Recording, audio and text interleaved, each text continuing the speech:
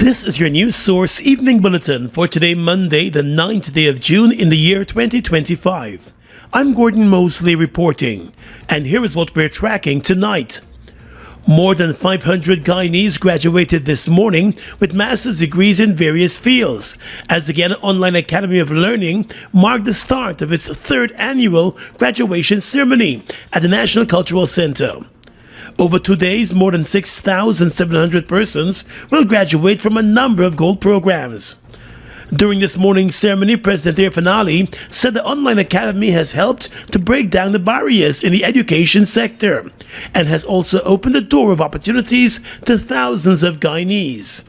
Describing the program as bold, transformative, and revolutionary, President Irfanali said GOAL has significantly changed access to education. GOAL has changed how we think about education in the country. It has changed how we access education.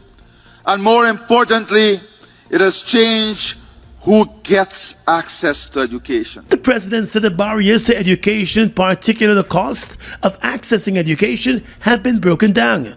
Today, he noted more than 70% of the beneficiaries are women. This overwhelming female participation underscores GOAL's transformative role as a powerful force for empowering girls and women across Guyana, giving them greater access to education, professional development, and economic independence.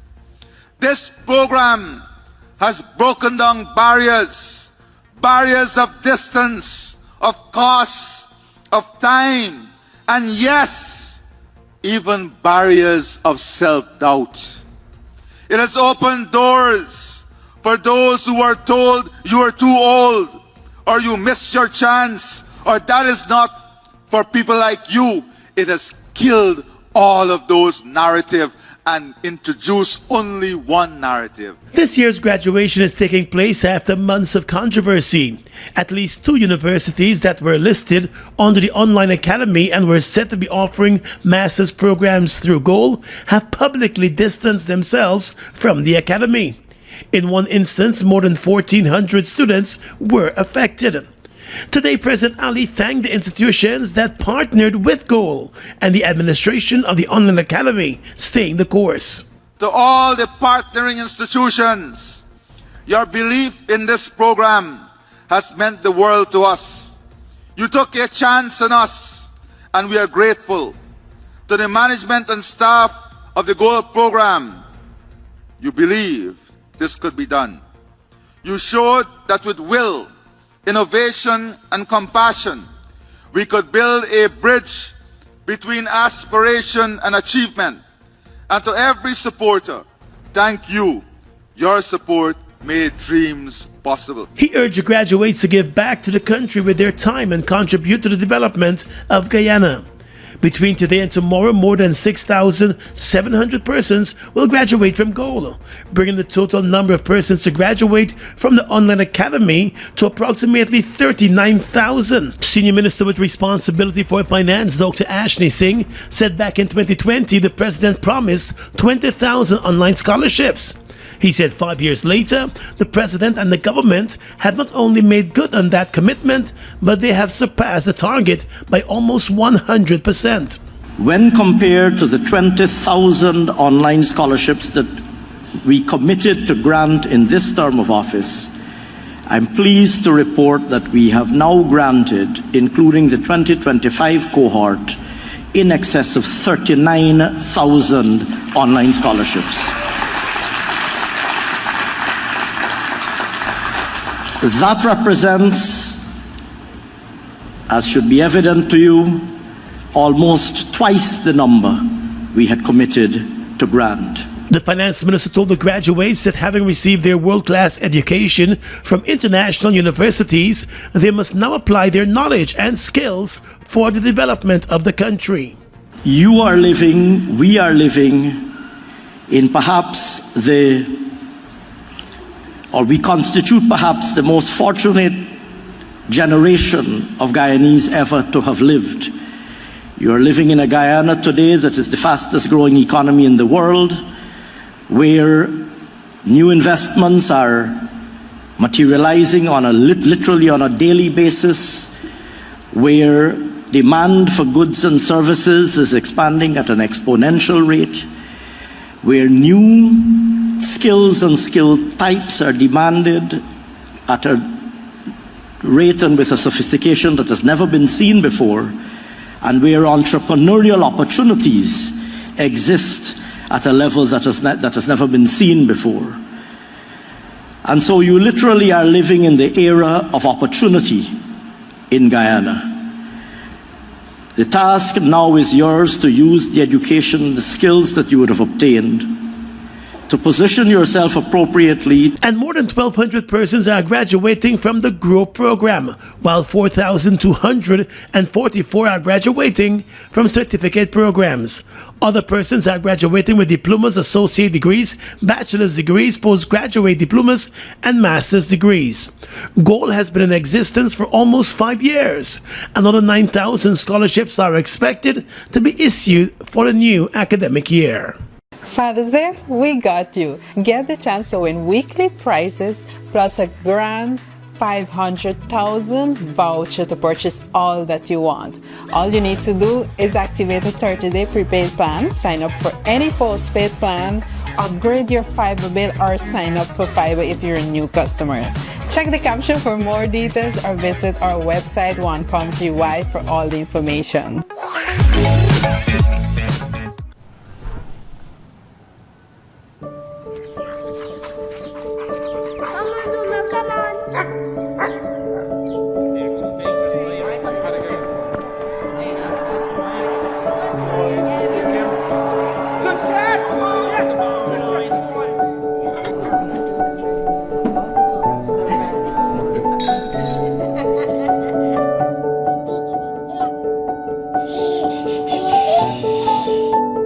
Your own home is so much more than just 4 walls, floors, and ceilings. It's a lifetime of great memories and stories. Come talk to us and start your journey home today.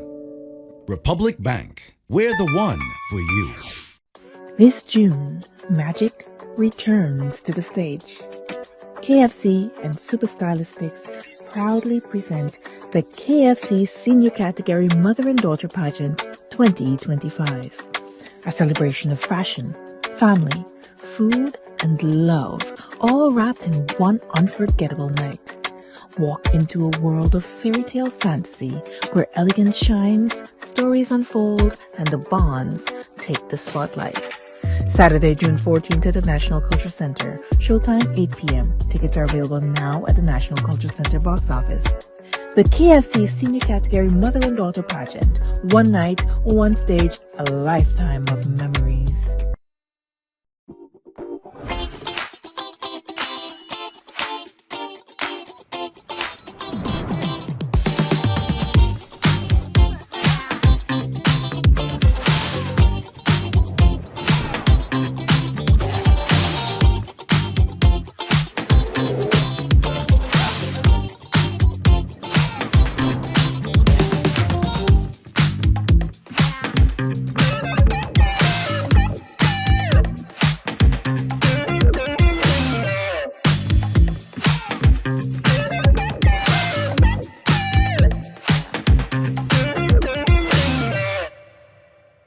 Prostate cancer is one of the most common cancers in men. It starts in the prostate, a small gland that plays a vital role in male reproductive health. Early stages often show no symptoms, but advanced cases can lead to difficulty urinating, blood in urine, or pain in the hips and back. Risks increases with age, family history, and lifestyle. Luckily, early detection saves lives. Simple screening like the PSA test or a routine checkup can make all the difference. Don't wait. Take charge of your health. Talk to your doctor about prostate cancer today. Early detection could save your life. The Father's Day Cultural Extravaganza is here again. Yes, it's Dedication to Daddy 6 under the theme Stand Tall, Daddy, featuring Romo Edmondson, Letitia De Silva, Keisha Sam, Neelan Benjamin, Sonia Yard, Barbara Lee, Simone Dowding, Colin Ambrose, Frederick Minty, Antoine Gonzalez, Creative Arts Dance Troupe, and others. On Sunday, the 15th of June from 8 p.m. at the National Cultural Center. Tickets $2,500. Treat Dad to an unforgettable evening of wine, song, dance, and drama with an opportunity to win a fabulous door prize directed by Sharon Cadogan Taylor. Dedication to Daddy 6. Stand tall, Daddy. Chasing a ride that takes you higher? Elevate your drive with the all-new Honda Elevate. Now at Marix, the Honda Elevate has a bold style, cutting-edge technology, sleek and modern interior, and intuitive controls that makes every journey feel elevated and comfortable. So, why wait? Drive a Honda Elevate today. It's brand new, 0 miles, 0 worries. Visit Marix, the home of Honda in Guyana, or call 226-1482 to learn more. The Alliance for Change has expressed concern over the Guyana Elections Commission relying on the Attorney General for legal advice on matters related to the upcoming elections. The AFC has reminded GECOM that the Attorney General is also a political candidate, and turning to him for legal advice to guide the Commission's work would amount to a conflict of interest. In a letter to the GECOM chairman, AFC leader Nigel Hughes said since GECOM did not renew the contract for its last legal advisor, there has been no move to appoint an independent legal counsel to advise the Commission. He said his party is disturbed by indications that the Attorney General is now expected to advise GECOM on legal matters concerning the conduct of the upcoming elections. Mr. Hughes said with a date already announced for those elections, the Elections Commission must ensure and demonstrate that the process is free from any interference and reaches the highest standards of transparency, impartiality, and public confidence. Against this backdrop, the insertion of the Attorney General, whose partisan affiliations and public political commentary are well documented, into the advisory framework of GECOM raises serious issues of conflict of interest. The role of the legal advisor to GECOM requires not only legal competence, but unimpeachable neutrality. It cannot be reconciled with the current role as chief legal advisor to the executive.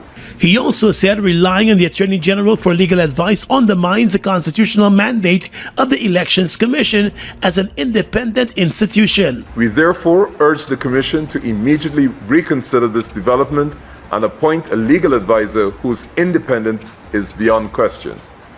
That individual must be professionally qualified, non-partisan, and committed to upholding the principles of fairness and transparency upon which democratic processes depend.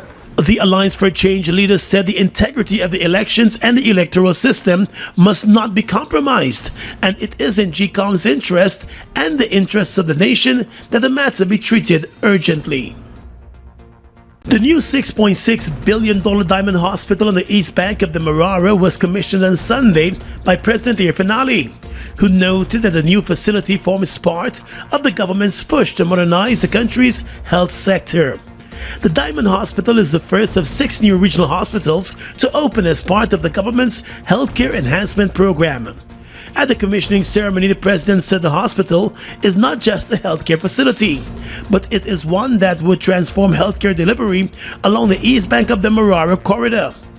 He said the facility has satisfied the American, British, and Chinese standard, and that is testament to the quality of service that will be offered. According to the president, the goal is to ensure that the facility, along with all others, deliver consistent, high-quality medical care.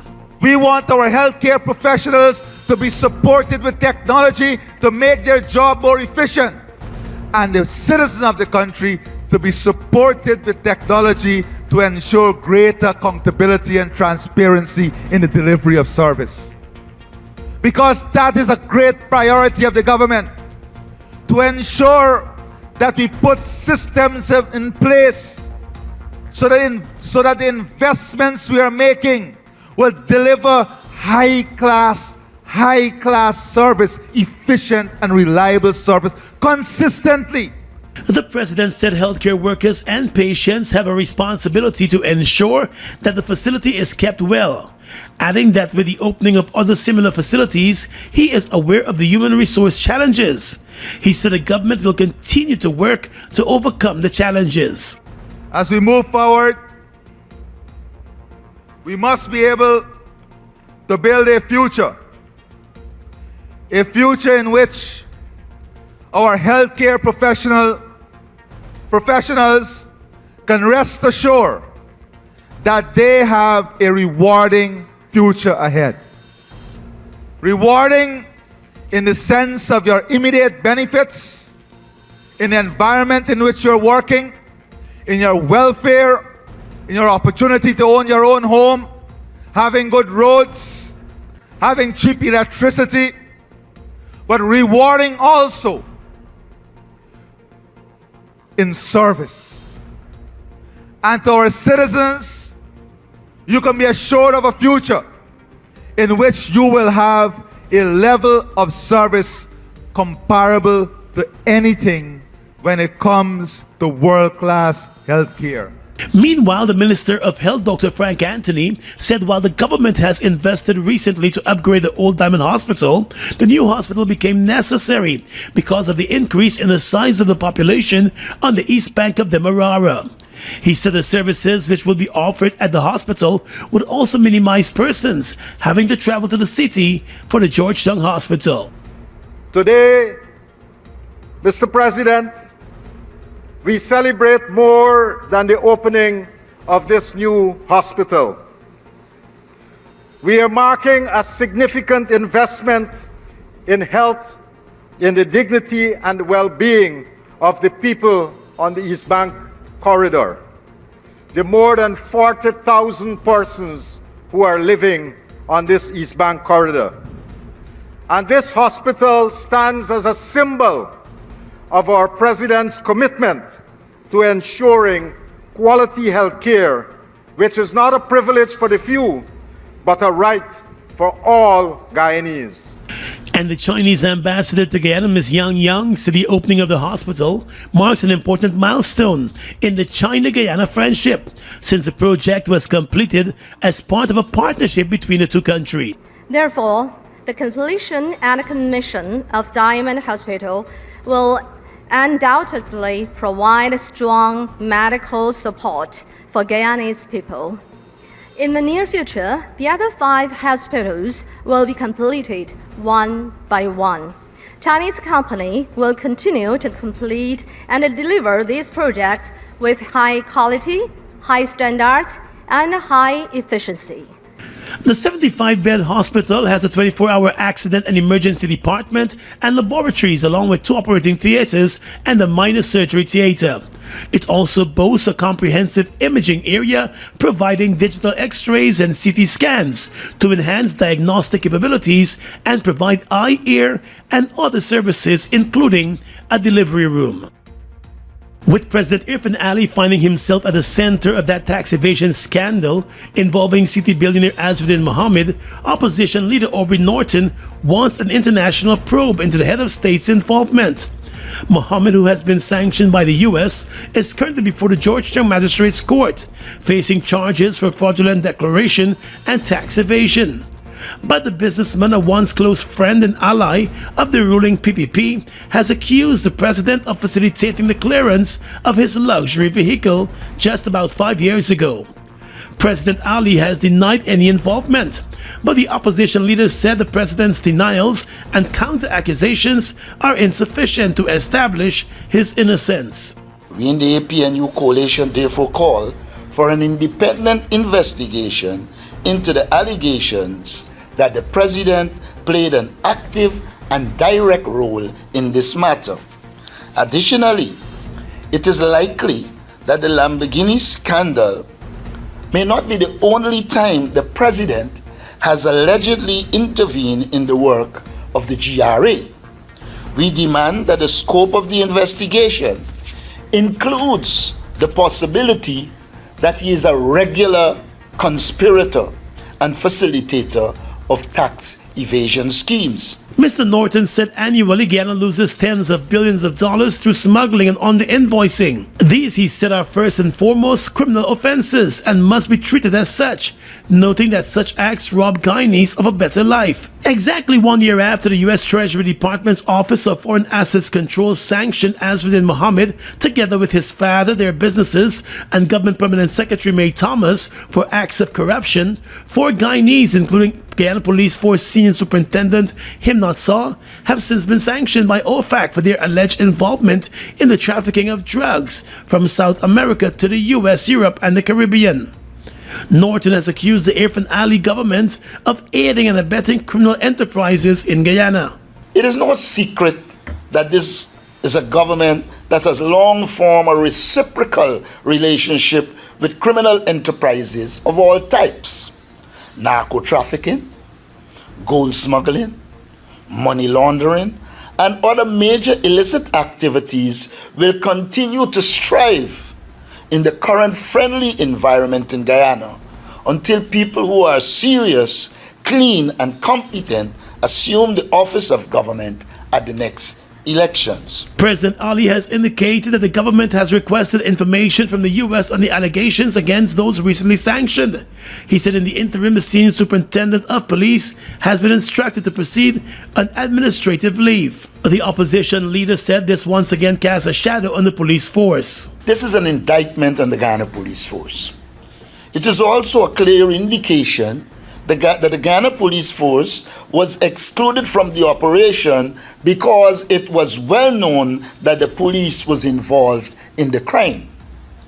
We have regularly said that the Guyana Police Force as presently constituted cannot investigate crime because it is itself a criminal enterprise. Let us recall that when the Customs Anti-Narcotic Unit seized 4.4 tons of cocaine in Matthews Ridge last September, the government made grand pronouncements that investigations were ongoing. It boasted about its commitment in tackling transnational crimes, yet no one has since been arrested, let alone charged. And maintaining that the police cannot investigate itself, Mr. Norton called for international probes to be done. He said the government has consistently shielded those in its favor.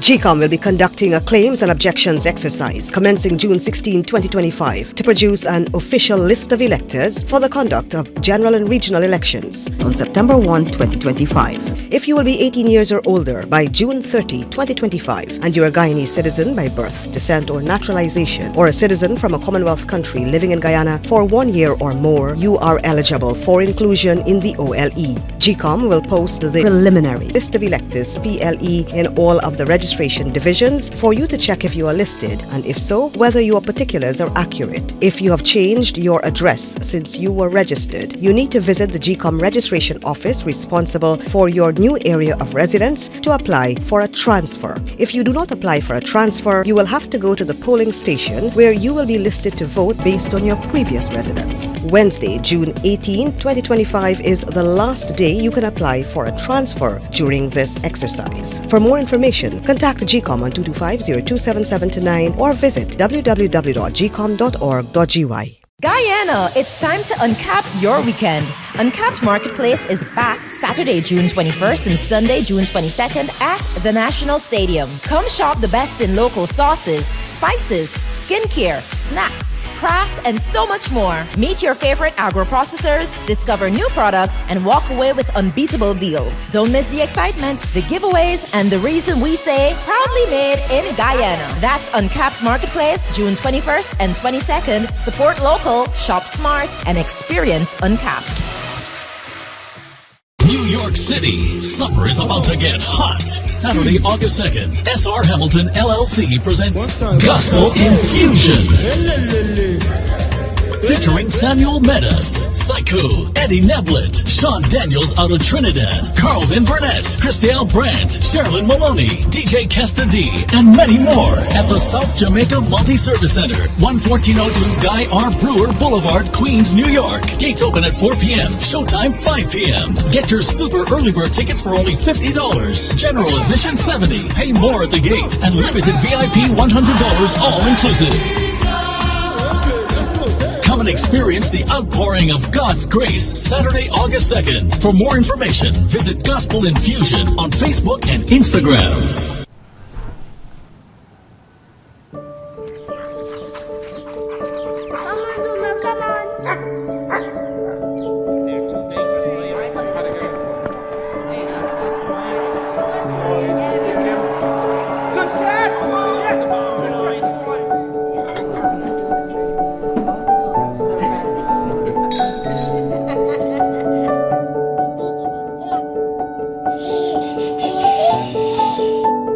Your own home is so much more than just four walls, floors, and ceilings. It's a lifetime of great memories and stories. Come talk to us and start your journey home today.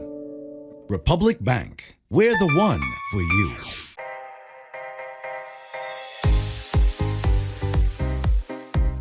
Need small appliance for your kitchen? Giftland have it. Need fridge or stove? Giftland have it. Speakers or laptop? Giftland have it. I'm telling you, Giftland have everything. And don't get me started on TVs. 58-inch, 65-inch, 70-inch, 75-inch. All sizes in leading brands. Best thing about it, they give warranty. Man, Giftland is the place for all your electronics purchases.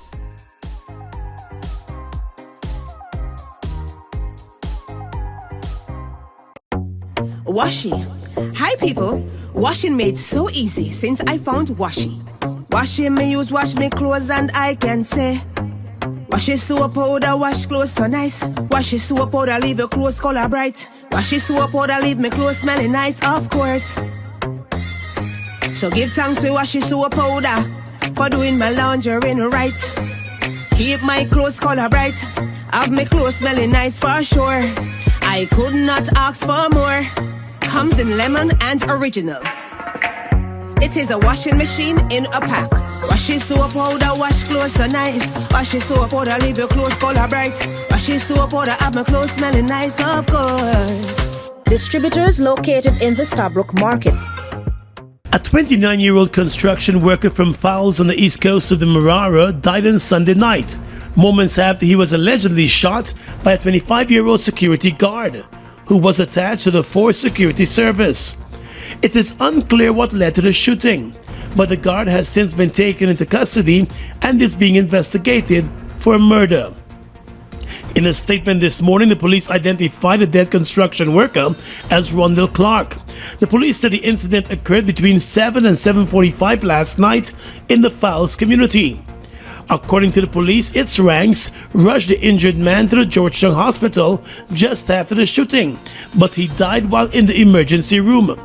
The security guard was arrested and his gun was confiscated, the police statement said. A large crowd gathered outside the Cove and John police station last night in protest over the shooting, with conflicting reports about the shooting incident. An investigation is underway tonight. The Guyana Police Force has launched a probe into the Monday morning shooting death of 28-year-old Agricola resident Nicholas Narine. Narine, who is also known as Biggs, is a laborer who was at work as part of a drain cleaning team in the community when he was shot 3 times to the body by a known assailant. Police investigators have identified the suspect as 27-year-old Raphael Ballers. According to reports, Narine and the suspect are known to each other, and the shooting took place a short distance away from the suspect's home along Titus Street in Agricola. The police said while Narine was doing his work, the suspect, who was spotted with a handgun, discharged several rounds in Narine's direction. The victim fell to the ground helpless as the suspect, Raphael Ballers, ran from the area. The injured man was taken to the Diamond Hospital, where he was pronounced dead. The police said he sustained 3 gunshot wounds to the right side of his abdomen and to his back. Investigators found 1 9mm spent shell at the scene. The suspect is still to be apprehended. The father of the victim spoke this morning to Sheriff Duncan during a live Facebook broadcast. Now the guy up there shooting here, Raphael Bolors, right? He sent a message last night that he can kill my son and my whole family, right? So the intentions that he had from last night, he carried out. Another thing I want to show you that he was associated with the same cousin named Cheyenne. He shoot my nephew, I want to show you foot, shoot up my house, shoot up my sister's house, all these things them, right? And we got this, we got 3 weeks ongoing problem, and every single time you go at Ronville police station, every time you go in at Ronville police station, they keep telling you the police them in a meeting, you got to come back, you got for this, you got for that, right? Now I don't know what's the association with these people and the police. Right, I want the police get me wrong that I blaspheming them or anything, but I'm just asking them to do the work because it's more these people here could do people anything and get off with it. Tonight there are also reports that the same suspect shot a relative of the now dead man to one of his feet a few days ago in the same community. Well, Minister of Public Works Juan Edghill said the new $260 million Demerara Bridge is one step closer to being completed. The bridge is approximately 90% completed, he said. Over the weekend, a total of 1,600 cubic meters of concrete seal was completed on the final bridge tower, Pier 35. The milestone was marked by fireworks on Saturday night. Minister Edghill, who was accompanied by minister within his ministry, Deodat Indar, said the journey has been long, but the country is closer to seeing the completion of the new Demerara River Bridge. It's been a long journey. By no means we are saying that the bridge is finished tonight. But what we are definitely saying, this milestone event has brought us much, much, much closer to the completion of the bridge. He also said all of the towers are expected to be completed soon. By June 15, we would have completed the installation of all of the girders on the eastern side. All of the girders on the western side is already in. And what does that mean? The bridge will be completely assembled, and it's just a matter of pouring the concrete, putting in the asphaltic surface, the rails, putting on the lights, and I think in engineering they call it the furnishings and the finishings. Yeah. The Works Minister assured that the high-span 4-lane bridge remains on track for completion by the end of August, asserting that the project is being completed within the contract sum. The bridge is being constructed by China Railway Construction Company Limited.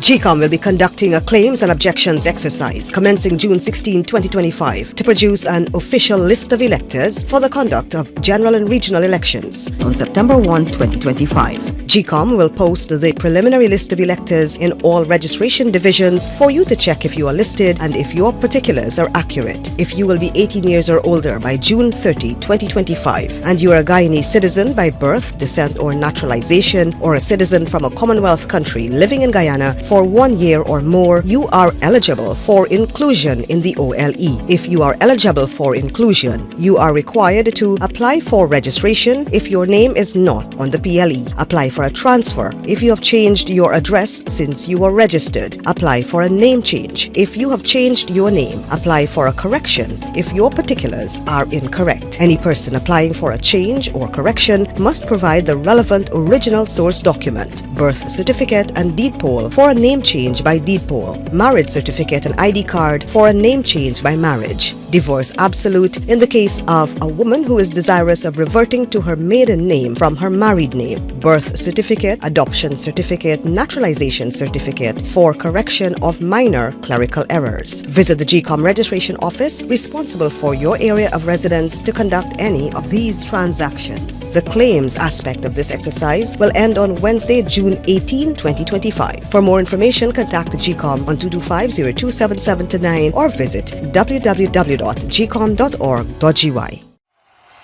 The moment is coming. He has the ball. Will he make the shot? And he made it! Goal!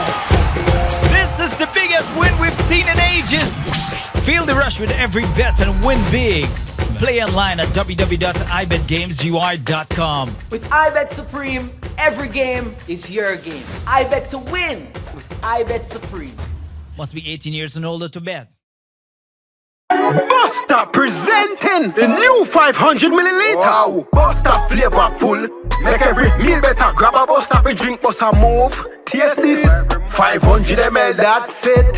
Buster for days, that's cool. Buster 500 milliliter is a brand new choice of my drink with my food. Vibing every munch, that's smooth. Introducing the new Buster 500 milliliter. Grab a bottle with your lunch today. Guyana's economy is rapidly transforming, and we're all part of it.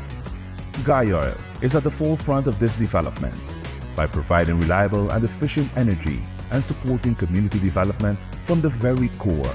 100% of Guyana's profit goes back to building schools, roads, and other important infrastructure that connects our cities and towns, providing fuel to domestic, marine, industrial, and aerial transportation. Guyana has now repositioned itself as a market leader in the petroleum industry, building a better future for all of us. GECOM will be conducting a claims and objections exercise commencing June 16, 2025 to produce an official list of electors for the conduct of general and regional elections on September 1, 2025. If you will be 18 years or older by June 30, 2025 and you're a Guyanese citizen by birth, descent or naturalization, or a citizen from a Commonwealth country living in Guyana for 1 year or more, you are eligible for inclusion in the OLE. GECOM will post the preliminary list of electors in all registration divisions for you to check if you are listed and if your particulars are accurate. You can object to any one you believe does not qualify for inclusion in the OLE. To do so, you must be listed on the same divisional list as the person you are objecting to. You must visit the GECOM registration office responsible for your area of residence to make an objection. The objections aspect of this exercise will end on Friday, June 20, 2025. For more information, contact the GECOM on 225-0277-9 or visit www.gecom.org.gy.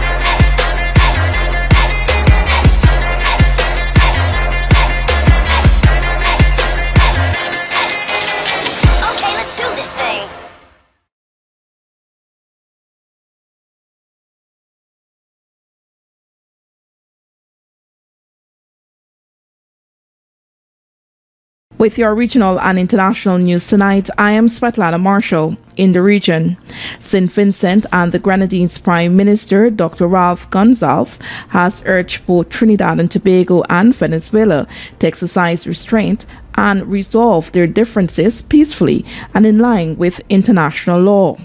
According to Trinidad Guardian, Prime Minister Gonsalves warned against inflaming the situation with strong language.